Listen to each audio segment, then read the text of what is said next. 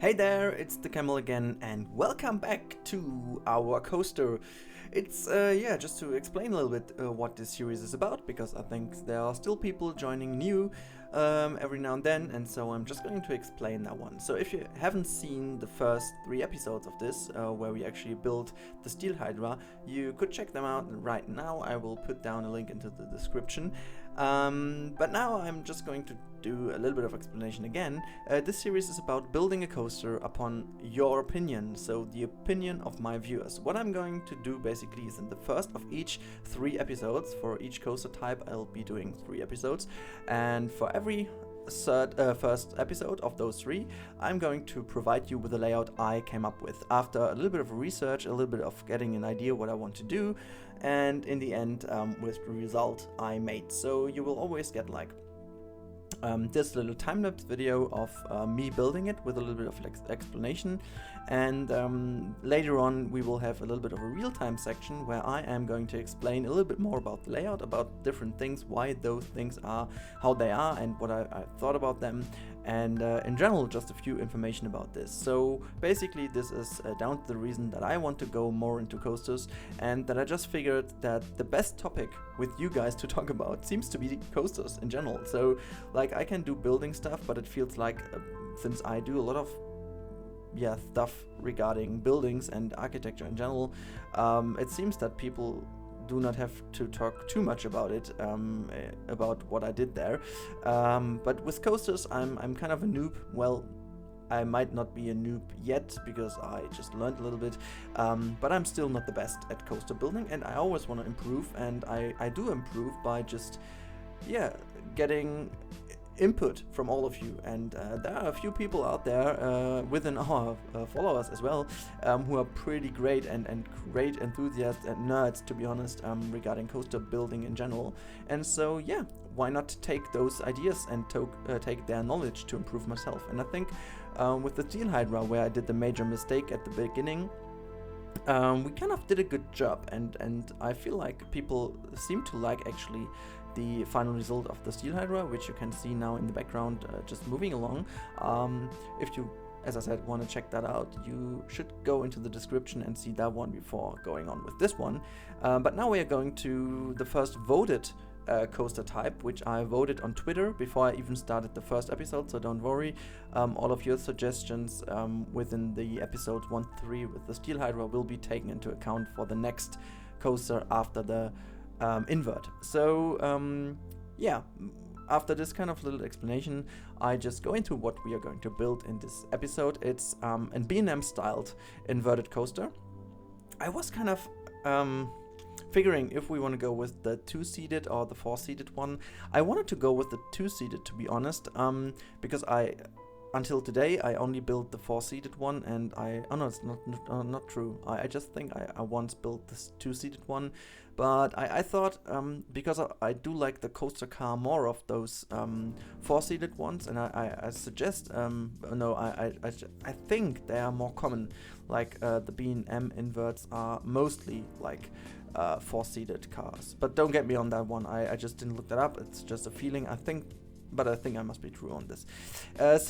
Otherwise, I just want to say about the layout, because I will explain a little bit more later on in the real-time section to show you, but I kind of have an overall idea of this coaster. It will be a little bit about the theming around this coaster will be a little bit special. I do have an idea already, and this is why the layout needs to be pretty compact. I don't want to make it as widespread as some of the 2nd gen B&M inverts are. I kind of want to go with a really kind of close on compact design. It's in the end not as compact as I wished it to be.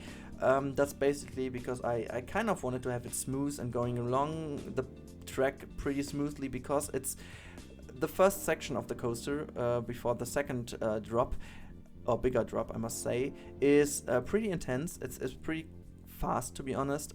It's not as bad as it could be, but it's still, it's kind of bad. it's just really fast. It's not bad in terms of G-forces, but it's bad in terms of it's really, really hard, and it's yeah, and actually a really hard coaster. It's not unrealistic, but it's pretty hard. So that's also what I wanted to go for, because in the end, after the third episode of this B&M invert styled coaster, you will definitely see why I did this. And there's also something I was trying around later on in this. I don't think it's actually in the recording. I'm pretty sure it isn't. It should be in the game. I did it off screen. Yeah, I think I will keep it off screen, I think. But what I want to do with this coaster is to have a lot of queue interaction and also exit pathway interaction, and also a little bit of interaction in general with the area around it. This will be a 4K blueprint in the end, which I will release also after the third episode. And maybe I just kind of want to explain for the new people watching the series. The first episode will always be, as I said, providing my layout. Then you can go into the comments, rant completely about this layout, give me all of your input. Please be polite to each other, and at least in your voice be polite to me. But apart from this, you can just give your opinion. If you think the layout is shit, it's fine, you can tell this, but don't just say it's shit. Please give me your idea to improve it. That's all I want. You know, you can say it's shit, but then please give some arguments so I can deal with it. I only think we can improve when there is somebody to try to get you into a better position by giving you constructive feedback. That's something I do want to have. But yeah, as you can see also here, I'm going to kind of build the brake run, which is then going into the station. I'm not sure if I will leave the last corner as it is, because it feels like really tight and really a little bit too tight maybe, but the coaster itself is braked down a lot already, so it might work, as this is really close and tight to turn, but it should work somehow. The other thing I'm not quite happy with is, in the end I will also talk about this later on in the real-time section, is I'm not too happy with the overall how we deal with the momentum of the coaster. This is basically, I wanted to have kind of a little block section on the second, or just before the second bigger drop. I kind of can't bring it in because the coaster would be slowed down too much to make it through the second part. Actually, it does make it through the second part, but it's a little bit too slow. But I can't go any way deeper with the entire layout to make it a little bit more interesting, because it simply is how can I describe it? It's I need to have some crossovers in some of those positions to be actually in a position to make the scenery around it later on. So there are some restrictions to it. I already planned it, and I already built a little bit of this kind of building I need to have in the end around it. So I do know that we have to go some of those positions. As you can see, this 0G roll over there is kind of slow, and so, well, you can't actually see it now because the footage is sped up, but I can tell you it's pretty slow in the end. But apart from this, I think I will stop talking about the layout in general right now. You can see me building the footage. I will put in some music right now you can enjoy, and we will see each other in about 10 minutes. Is that correct? Let's keep it. It's a little bit more than 10 minutes. It's about 12 minutes. Then we'll see each other again with the real-time section, and yeah, I hope you will like the footage. But if you do want to skip it, feel free to skip now to about 20 minutes. There we'll go on with the real-time section of this coaster, and I will explain a little bit more about the layout and where I need some feedback of you guys.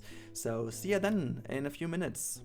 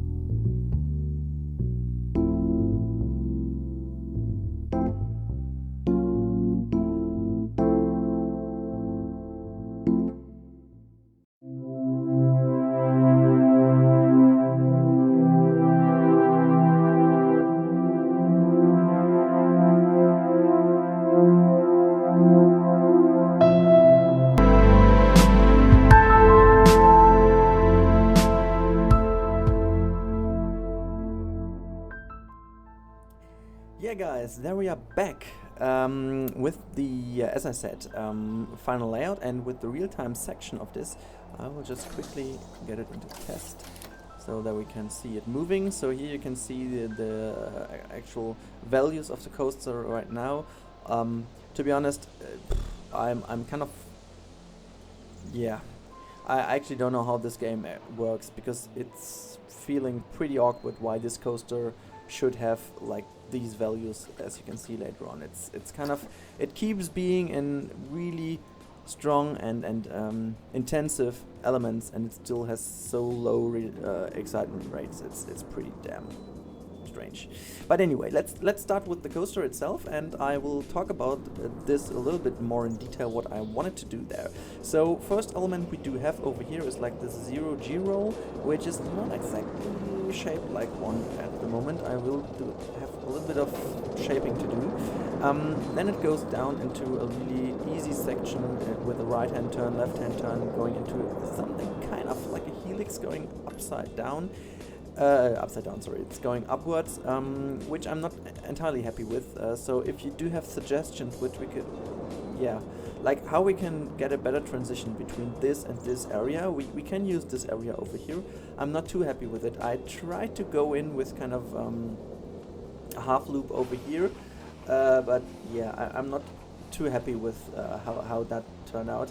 So this is how it is at the moment. I'm kind of happy with it, but I feel like this can be improved. So then we're going into this element over here, which is, I don't know if there is anything like this in any B-Nim coaster out there.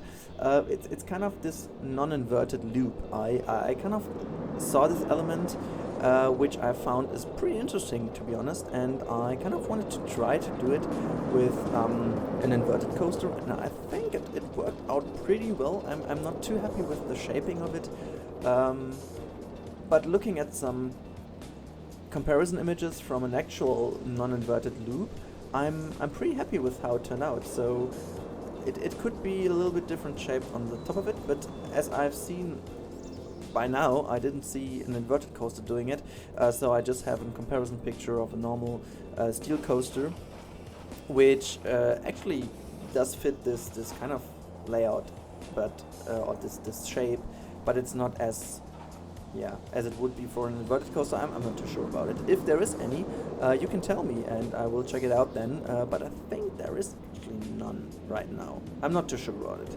Anyway, then we do continue with this little right-handed corner over here, which is a pretty long corner to kind of, yeah, just match the momentum from this drop over here to make it not as sharp, so that the G-forces are not too strong. And then we kind of go into this pretty normal corkscrew over here, which I'm still not happy with the entire shape, because it you can see it on the on-ride later on, which is it feels very smooth going into this, but to be honest, on at this stage I don't want to make it that smooth, because I just want to have this little bit of a G-force going on, getting you into the corkscrew which is giving you some nice G-forces and excitement to it. I kind of want to go, maybe I'm trying to make a little bit of a lower section over here, with a little bit less banked area over here, but I'm waiting for your feedback to it, and also I'm really much waiting for your feedback regarding this non-inverted loop going on over here, which kind of should be a part of the sideline later on. So I built this to be working from, wait a second, this angle, to be honest. Later on you will see why, and I thought this could be an interesting thing going on.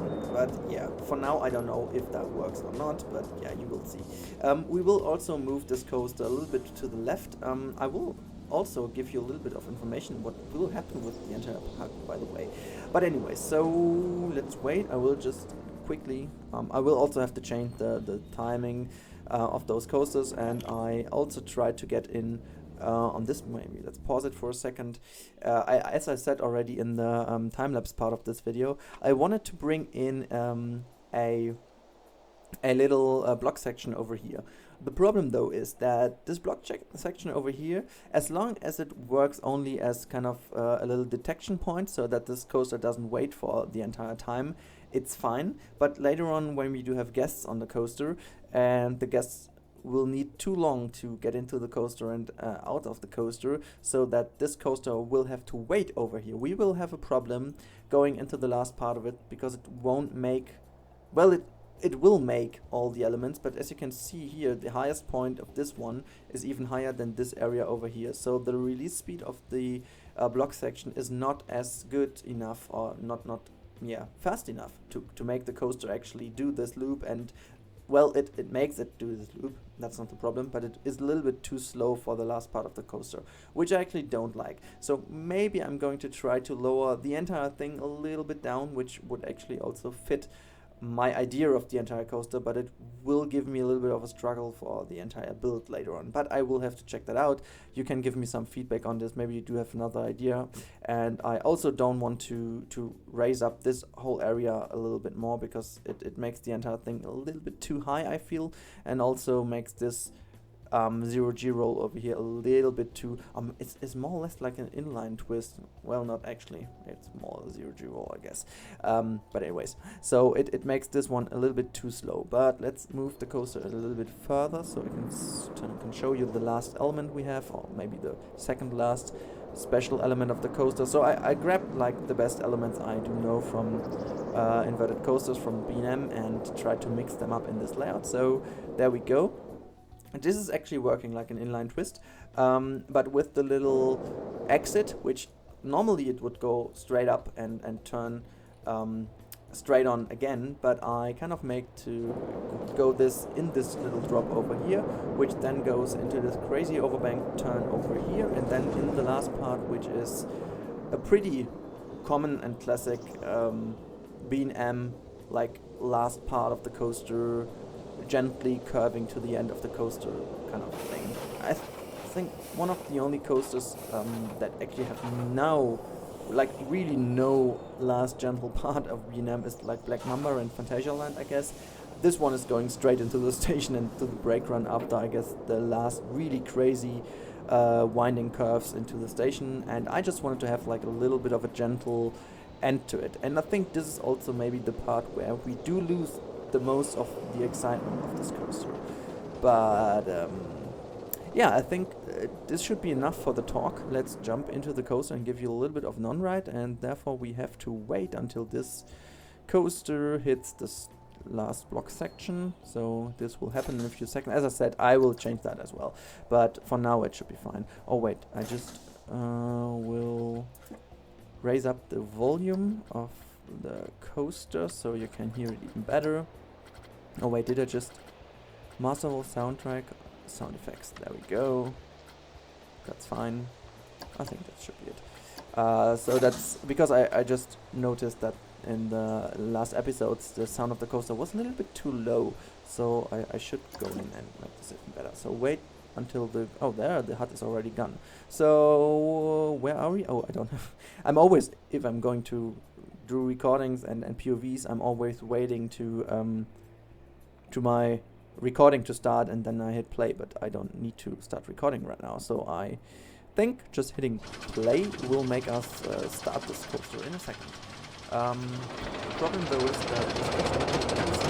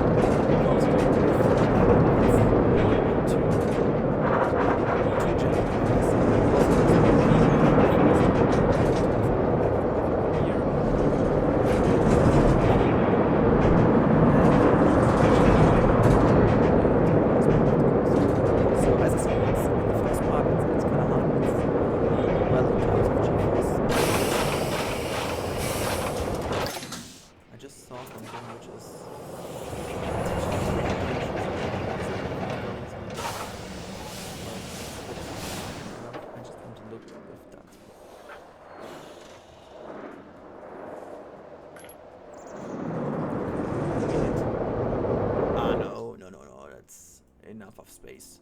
Okay, I thought it would be, wow, what's this crazy lag going on? Okay, there we go again. No, there's enough of space, but I'm a little bit afraid that this is really, really close. So I do have to see what I will do later on with the editing, but this is a little bit too, it's pretty intense, I guess. So yeah, this is actually the layout, guys. As I said, I do appreciate all the feedback, and oh wait, I just wanted to give you a little explanation what's going on with the park. So this is the park as it is right now. I just kind of began with this area right in the middle of it because I had no idea what I wanted to do with it later on, but I think it's a good beginning because this park in general will be made out of solely coasters in the beginning. Maybe we are going to fill up the entire park later on with nice other flat rides, but it will be focused mainly on coasters, and it will have really widespread pathways, as you can see over here. And I don't know where to fit this one in, but I could imagine placing this, for example, like over here. It's just an example right now, so I don't know if we go for here. Okay, well, we actually have to place it within the park borders for sure, but oh no, where are the park borders? Somewhere over here, right? So yeah, actually that's working, but I don't know how and where I will place it in the end, but I can imagine it sits over here, like this. I don't know. Well, it doesn't matter. For now, I just began over there just to block the view a little bit while building, just to not have this one in the view, or maybe this one in the view. So that's the only reason why I kept it over there. So yeah. So we will have a transition over there with the pathway later on, and also we will go over here. And I kind of also had the idea to go underground as well, and yeah. So many ideas there. But first of all, I need your feedback on this layout over here. And I have no idea what kind of thumbnail I'm going to do because this is just an ugly piece of crap. Maybe. I kind of think that could be cool. Anyways, that's it for this episode, guys. Put down all of your feedback. I really do appreciate it. And see you then in the next episode.